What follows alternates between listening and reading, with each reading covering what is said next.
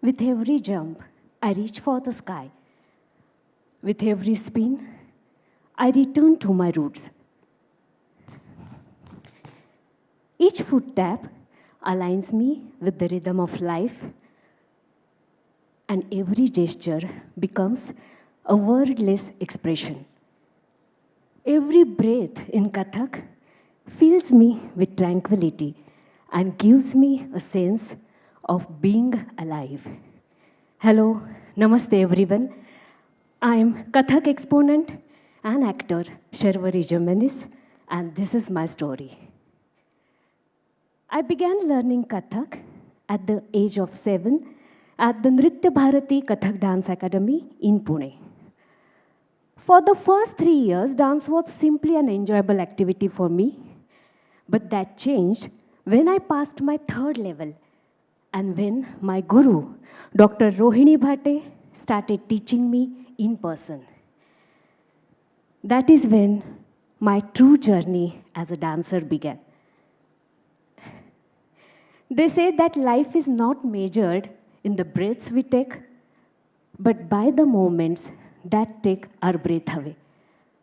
One such a moment of my life is to get locked in with Rohini Tai.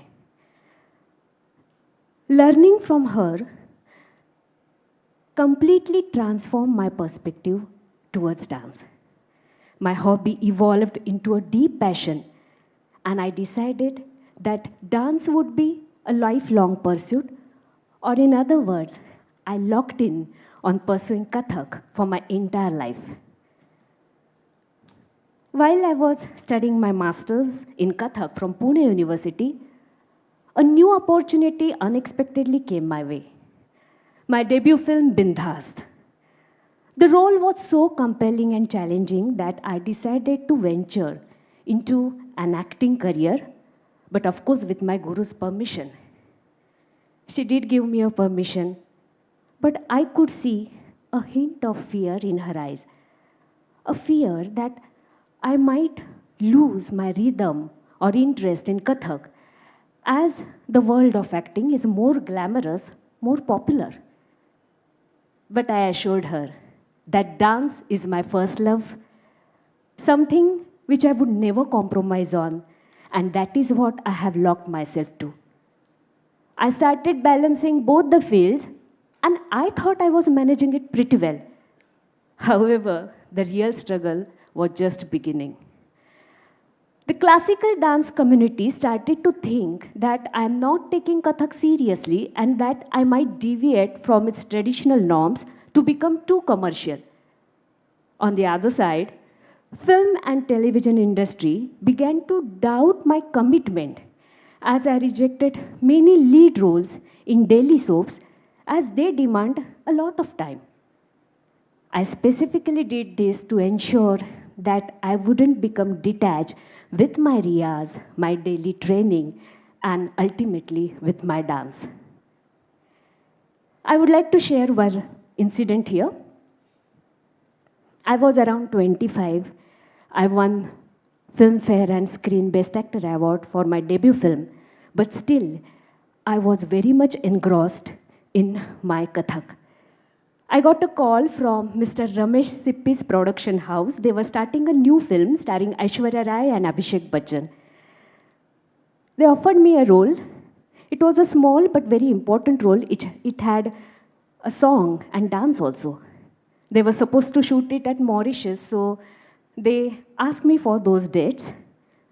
But since I had already committed those dates to a small organization, I politely refused their offer, saying that, sorry sir, I won't be able to come to Mauritius, as on the same dates, I'm having my solo concerts at some remote places in Maharashtra. When I think about it now, I feel amazed that at that age, how I got this strength to refuse such kind of tempting offers, which would have given me not only fame, but also a handsome amount. But no regrets at all. In fact, I feel proud of that young Sharvari who didn't get carried away with the glamorous world. Because deep down in my heart, I always knew that even though I enjoyed both, it was dance which gave me more contentment. So I did very selected work in the field of acting, and believe me, it was a genuine struggle to navigate this duality. Over the years, by remaining loyal and honest with my art form, and by preserving its dignity and purity with my sadhana, I believe that I have proven myself. Today, I am primarily known as a classical dancer, and that makes me truly happy. But now the struggle is different. The struggle of finding myself in my own art form. In the disciplined world of classical arts, there is a unique struggle which is immensely personal yet deeply universal. Maintaining discipline is not just about countless hours of practice, but it is about finding your footing and voice in a room where traditional power structures are often tilted. For a practitioner of Kathak dance style, this journey is a delicate balancing between the tradition and the innovation. These art forms are based on strict centuries-old norms, from the precise footwork, that is tatkar, to the intricate hand gestures of mudras. It is always a challenge to find a way to inject your own expression and a contemporary spirit into these ancient forms. How you are going to tell your own story, it's always a challenge.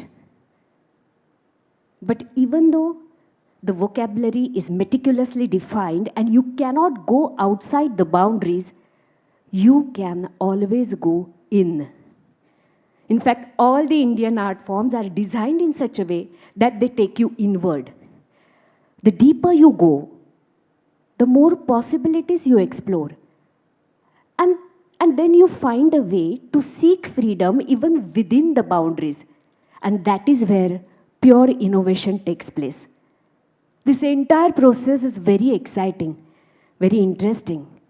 You feel as if you have learned everything, you have gained, you have absorbed everything. But the moment you look deeper, you realize that there is so much more to explore. It's like a treasure, and you have hardly gained anything. And that is very important for me, because this state of mind keeps your art alive, and you will never feel stagnant or saturated in your art form. But for that, you need to dive into that ocean and not just float. Another heaviest, I would say one of the heaviest burdens a classical dancer carries is a societal expectation of perfection. You are taught to chase that perfection, and which you must, because that is the ultimate goal.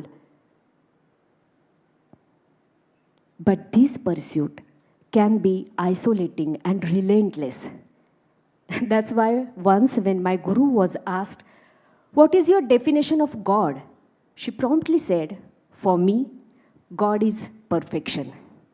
You thrive for it for your entire life. You never achieve it completely. But still, just getting closer to it can make your journey worthwhile, meaningful." At the initial stage, from the impeccable posture to the flawless spin, every move is scrutinized.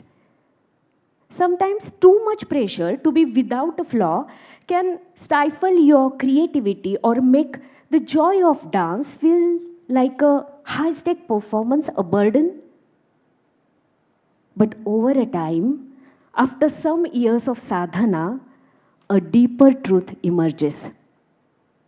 Artistic authenticity is not about flawlessness, but it is about learning to accept and even showcase your imperfections as a part of your artistic signature. A slight tremor or a moment of vulnerability are not your failures. They are the point of contacts with the human experience, and they can enhance the emotional depth of your performance, making it unique and natural every time. The stage is a sacred place where you can express your internal emotions and experiences you might not have words for. And then ultimately, dance becomes a powerful medium to process life. Rohini Tai always used to say that her dance had always helped her during tough times. One pure moment of creation can pierce the dark cloud with light. I always carried her words in my heart, but the truth hit me even more during pandemic. During lockdown, when all other businesses reopened slowly on work from home basis, whereas my art form was confined within the four walls of home as the auditoriums and the public get-togethers remained closed. So I started making small reels of my dance, conveying some message into it, and started sharing them on social media. The response was overwhelming.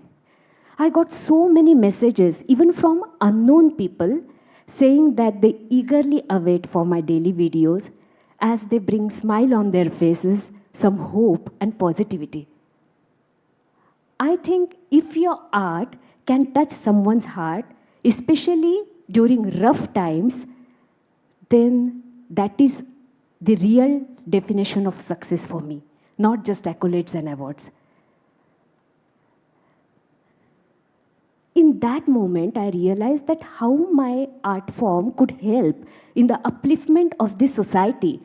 Hence, my responsibility as an artist grew immensely.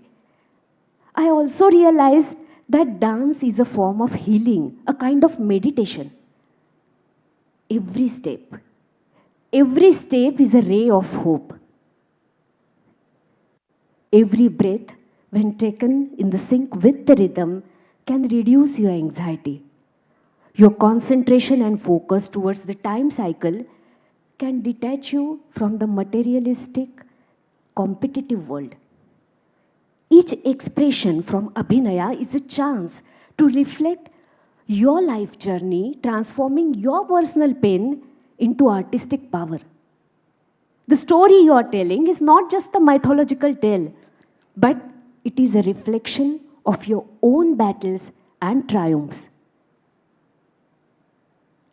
And then gradually, the discipline, the purity, the resilience, the vulnerability required for this art form becomes a source of strength. And then your dance stops being just a performance and applause. It becomes a tool for spiritual resilience, a way of being, a way of understanding yourself, a way of transforming yourself into a better human being, and a way of moving through this world with grace, poise, and strength, one imperfectly perfect step at a time. For me, dance is a symphony of body and soul. It's a prayer of harmony with a creative goal. It's like a breeze. It's like thunder. It gives me peace. It creates wonder. Dance is my expression. Dance is my joy. It's an eternal flight full of energy towards an enlightening sky. Now you all know why I have locked myself in dance. But with all this, there is one more last thing which is also important.